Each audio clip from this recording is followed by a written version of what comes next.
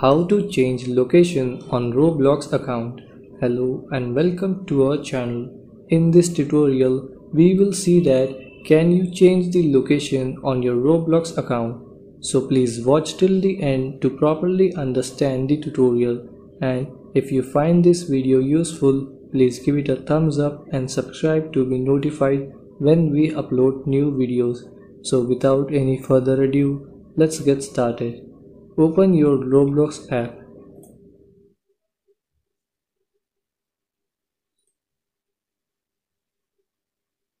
Tap on the three dots in the bottom right corner.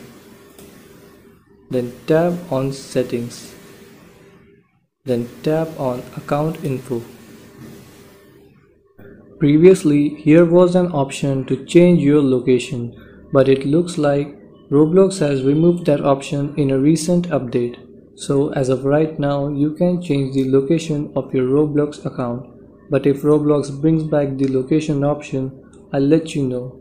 So this was it for this video. Thanks for watching.